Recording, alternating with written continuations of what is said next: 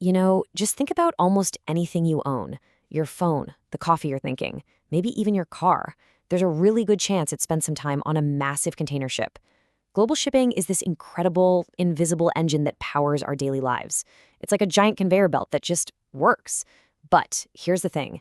That smooth operation is facing some really new, really tough challenges. So let's dive into this world and figure out what's really going on. I mean, you see the headlines, right? Attacks, choke points, crazy delays. It's totally natural to wonder, is the whole system about to just break? Is global shipping actually in a full-blown crisis? Well, the answer is kind of fascinating. It's both yes and no. And right here, this is the central paradox we're going to unpack.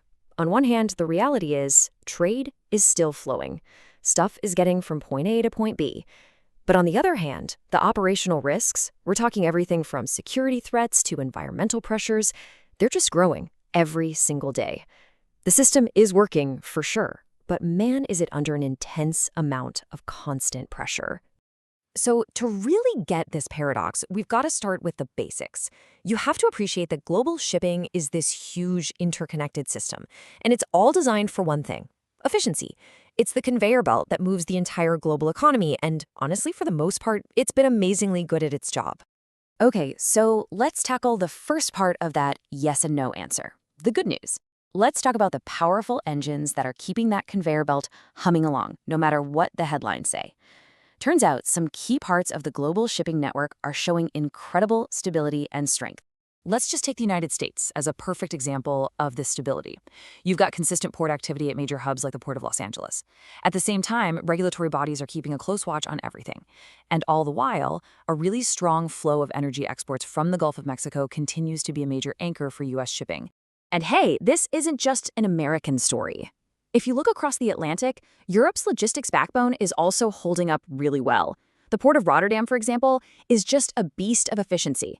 It's handling massive amounts of cargo and proving that these core hubs are incredibly resilient. And this really gets to a crucial point. The system isn't breaking, it's adapting. It's like the quote says, it's not about avoiding disruption anymore, it's about managing risk. And that, right there, is a huge change in mindset for the entire industry. All right, so we've seen the stability. That's one side of the coin. But what about all that risk we mentioned? Let's take a quick trip around the world to the maritime trouble spots, the places where those flashing warning lights are very, very real. First up, the Red Sea. Security awareness here is through the roof. Every single shipping company has to make a really tough call. Do you take the shorter, more efficient route and just accept the danger, or do you take the super long, super expensive detour? That calculation is being made for thousands and thousands of voyages. Next, let's talk about the Panama Canal. Now, this isn't a security problem, it's an operational one. Environmental issues have basically put a cap on how many ships can get through. And that creates this huge logistical choke point that sends ripples through global schedules, forcing companies to completely rethink their routes. And at the same time, over in the Singapore Strait, one of the busiest shipping lanes on the planet, an old threat is making a comeback. Piracy incidents are on the rise again. That means companies are having to spend more on security and plan their trips with a whole lot more caution. And you might think this stuff only happens in far-off seas, right? Well, think again. Even in Northern Europe, authorities in the Baltic Sea are on high alert for things like navigation interference, GPS jamming or spoofing. It just goes to show you how widespread these new kinds of risks really are. So when you pull back and look at the whole global picture, it becomes pretty clear this isn't just one problem. It's a whole collection of different risks in different places, and each one has its own impact, from rerouting and delays to just having to spend way more on security. So you've got these super stable hubs on one side and all these flashing red lights on the other. How is the industry actually dealing with this? Well, that brings us to the new rules of the game. It's a story of adaptation in a world of constant pressure. And layered on top of all those immediate risks is this massive long-term change. See, global regulators like the International Maritime Organization are pushing for huge changes to emissions and fuel standards.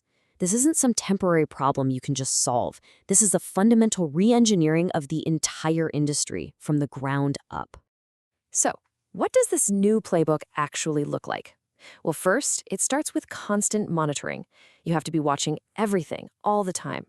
That information then feeds into two big strategies: adaptive routing, where the best route might change from one day to the next based on risk, and strategic oversight, where decisions aren't just about supply and demand anymore, but about navigating this incredibly complex web of risks.